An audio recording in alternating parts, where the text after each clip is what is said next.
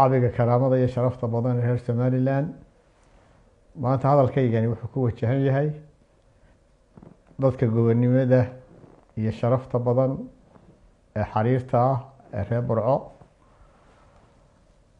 maanta idin la hadli maayo inaan madaxweynihii qaranka oo kaliya ahay oo baroordiiqda shacbigiisa kala qayb qaadanaya.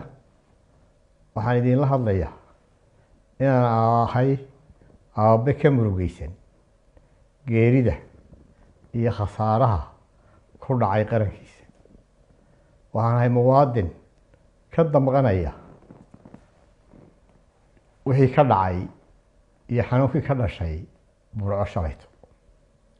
waxay naga geeriyooday 2 xubnood oo ka mid ah shacbiga Somaliland oo ay ahayd inaanay inaga bixin, hase yeeshee qofna saacadiisa oo dhimanayo cid baajin mayso. waxay naga dhaawacmay tiro fara badan oo shacbiga ah, ciidamada booliska iyo ciidamada qaranka. waxaan la qaybsanaynaa tiiraanyada iyo wixii ka dhacay Burco.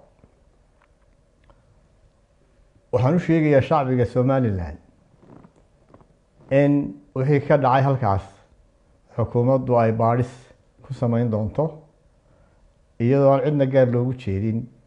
ciddii ay ku caddaato inay ku lahaayeen lug kicintii dadweynaha iyo wixii ka dhacay Burco khasaare, waxaa la horkeeni doonaa cadaaladda. ilaahay subxaanahu wa tacaala waxa uu ku yidhi qur-aankiisa isagoo inoo digaya, ka digtoonaada warka sharwaduhu idiin keeno aydan ku camal falin si aydan hadhow isu qoomameynin. waxaan shacbiga reer Somaliland u sheegayaa iyo shacbiga reer Burcaba in dadka lagu kiciyey war beena oo aan jirin. taasina waxaynu ka baranaynaa inaynu ka digtoonaano wixii hadda ka dambeeya, inaynu beenta iyo wararka aan sugnayn ka fogaano si wixii maanta ka dhacay Burco aanay mar dambe inoogu soo noqon. waxaan ilaahay uga baryayaa dadka inaga dhaawacmayna inuu u boogadhayo oo caafimaad degdega siiyo. reer Burco waxaan ugu baaqayaa inay ilaashadaan midnimadooda, wadajirkooda, walaalnimadooda iyo isku duubnaantooda, si aanay uga hadhin shacbiga Somaliland ee maanta u hayaamay waxqabadka iyo horumarka.